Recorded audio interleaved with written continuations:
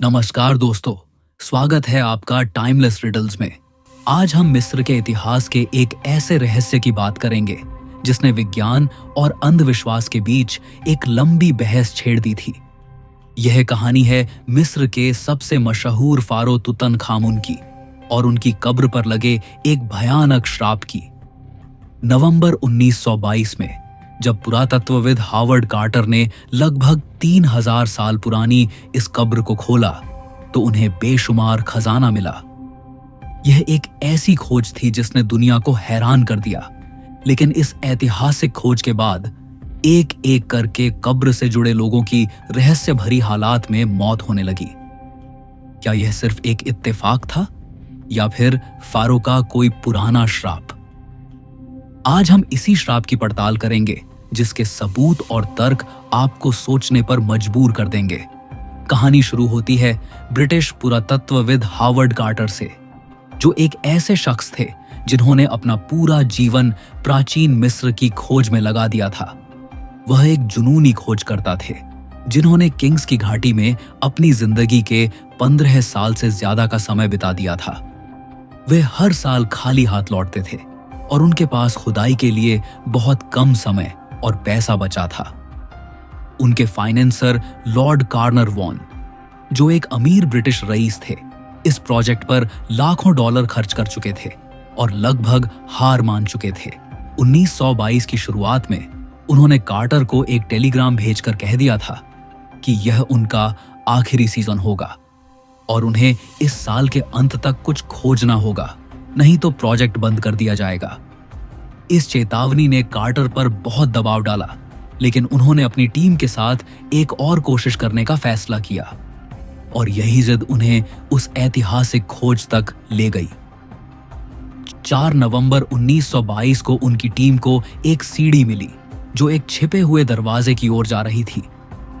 दरवाजे पर तुतनखामुन की मुहर लगी थी, जो यह साबित करती थी कि कब्र हजारों सालों से अछूती थी। यह एक ऐसा पल था जिसकी कल्पना भी किसी ने नहीं की थी।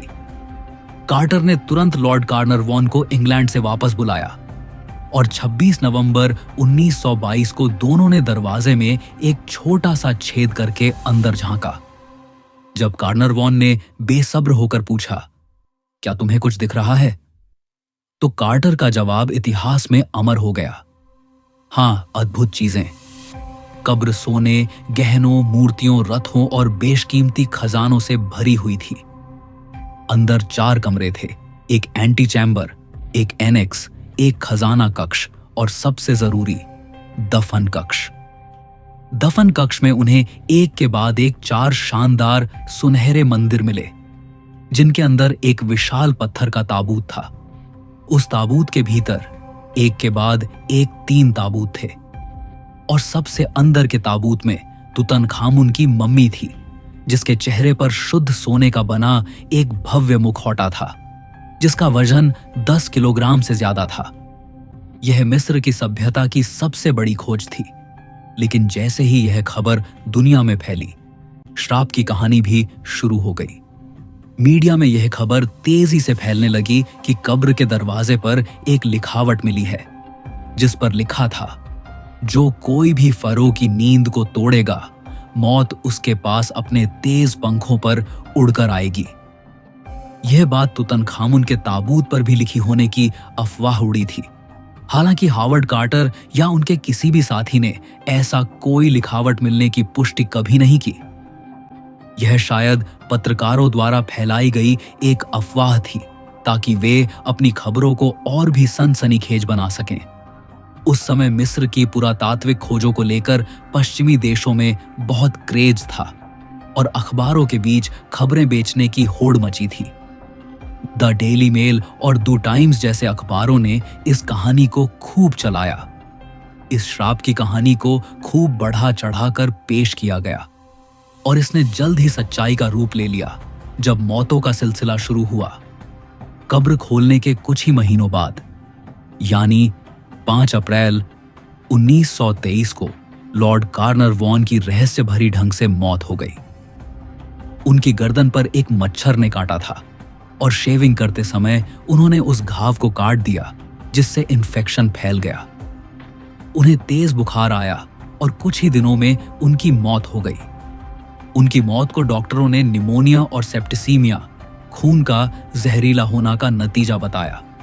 लेकिन कहानी यहीं खत्म नहीं हुई। कहा जाता है कि जब उनकी मौत हुई तो काहिरा के आसमान में एक तेज बिजली चमकी और पूरे शहर की बत्तियां बुझ गईं। उसी पल हजारों किलोमीटर दूर इंग्लैंड में उनके पालतू कुत्ते ने जोर से भौंकना शुरू किया और वह भी मर गया। एक और कहानी के अनुसार जब कार्टर ने कब्र खोली थी तो उनके पालतू कैनरी पक्षी को एक कोबरा ने खा लिया था। प्राचीन मिस्र में कोबरा फरो के रक्षक माने जाते थे। यह घटना लोगों के लिए श्राप का एक और संकेत थी। यह घटनाएं लोगों के बीच इस यकीन को और भी मजबूत कर गईं कि यह फारो के श्राप का पहला शिकार था। लेकिन यह सिर्फ शुरुआत थी।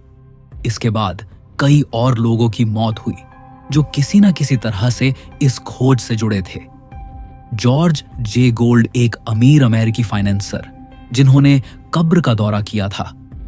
मकबरे में जाने के कुछ ही समय बाद उन्हें निमोनिया हो गया और उनकी मौत हो गई। आर्थर मैस जो कार्टर की टीम का हिस्सा थे, उनकी भी कुछ समय बाद मौत हो गई। आर्चिबाल्ड डगलस रीड जो मम्मी का एक्सरे करने वाले पहले व्यक्ति थे, उनकी मौत भी कुछ हफ्तों के भीतर हो गई थी। जोएल वुल्फ एक ब्रिटिश व्यवसायी और कार्नर वॉन के दोस्त जिन्हें मकबरे का दौरा करने की इजाजत दी गई थी, उन्हें भी तेज बुखार हुआ और उनकी जान चली गई। H.E. व्हाइट जो खुदाई टीम के सदस्य थे, उन्होंने फांसी लगाकर खुदकुशी कर ली और अपने सुसाइड नोट में कथित तौर पर लिखा था, एक श्राप मुझ पर है और मैं अब और नहीं झेल सकता। रिचर्ड बेथेल जो कार्टर के सचिव थे, उनकी भी संदिग्ध हालात में मौत हो गई। 1929 में वे अपने बिस्तर पर मरे हुए पाए गए। सर ब्रूस इनग्राम एक और व्यक्ति जिन्होंने कब्र का दौरा किया, उनकी भी दिल का दौरा पड़ने से मृत्यु हो गई। कुल मिलाकर अगले 10 सालों में 20 से ज्यादा लोगों की मौत हो गई जिनका किसी न किसी तरह से इस कब्र से रिश्ता था। वैज्ञानिकों ने इस श्राप की थ्योरी को मानने से मना कर दिया। उनके पास इन मौतों के लिए कई वैज्ञानिक सफाई थी। सबसे मशहूर तर्क था सूक्ष्म जीवों का। वैज्ञानिकों का मानना है कि हजारों सालों से बंद कब्रों में नुकसान पहुंचाने वाले फंगस, बैक्टीरिया और वायरस पनप सकते हैं जो इंसानों के लिए खतरनाक होते हैं। उदाहरण के लिए एस्परजिलस नाइगर और एस्परजिलस फ्लेवस जैसे फफूंदी के बीज कब्रों में पाए गए हैं जो सांस लेने पर फेफड़ों में गंभीर इन्फेक्शन और एलर्जी पैदा कर सकते हैं। इसके अलावा प्राचीन मिस्र में मम्मी बनाने के लिए और कब्रों को सुरक्षित रखने के लिए कई तरह के रसायन और जड़ी बूटियों का इस्तेमाल किया जाता था, जिनमें से कुछ जहरीले हो सकते थे। उस जहरीली हवा में लंबे समय तक सांस लेना खासकर कमजोर फेफड़ों वाले लोगों के लिए जानलेवा साबित हो सकता था। तीसरा और सबसे आम तर्क यह था कि ये मौतें केवल एक इत्तेफाक थीं। जिन लोगों की मौत हुई थी उनमें से कई बूढ़े थे या पहले से ही बीमार थे। लॉर्ड कार्नर वॉन की उम्र 56 साल थी और उनकी सेहत पहले से ही खराब थी। उनके डॉक्टर ने भी उनकी मौत का कारण मच्छर के काटने से हुआ इन्फेक्शन ही बताया था। इसके अलावा जिन लोगों ने मम्मी को सबसे ज्यादा छुआ था, जैसे कि हावर्ड कार्टर खुद, वे सालों तक जीवित रहे। कार्टर ने कब्र खोलने के बाद 16 साल तक काम किया और 1939 में कैंसर से उनकी मौत हुई, जो एक सामान्य बीमारी थी। जिन मिस्र के मजदूरों ने सबसे ज्यादा कब्र में काम किया था, उनमें से किसी को कुछ नहीं हुआ। लॉर्ड कार्नर वॉन की बेटी लेडी एवलिन, जो अपने पिता के साथ कब्र में गई थी, वह 1980 तक जीवित रही। यह दिखाता है कि अगर कोई श्राप था तो वह बहुत ही भेदभाव करता था। असल में तुतनखामुन का श्राप एक मीडिया की देन थी। 1920 के दशक में मिस्र की पुरातात्विक खोजों को लेकर पश्चिमी देशों में बहुत क्रेज था। अखबारों और पत्रिकाओं में इन खबरों को बढ़ा चढ़ाकर पेश किया जाता था। जब लॉर्ड कार्नर वॉन की मौत हुई तो मीडिया ने इसे एक रहस्य भरे श्राप का नाम दे दिया, जिससे उनकी खबरें और भी ज्यादा बिकने लगीं।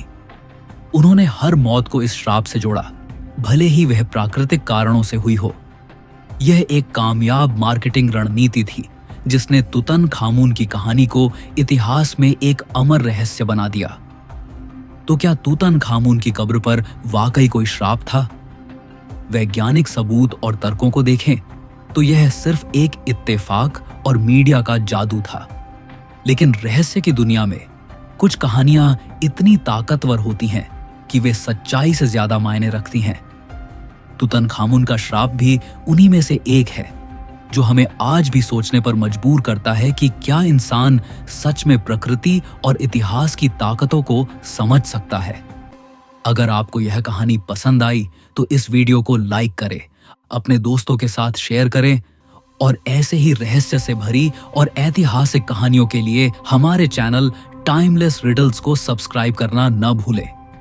मिलते हैं अगले वीडियो में। जय हिंद।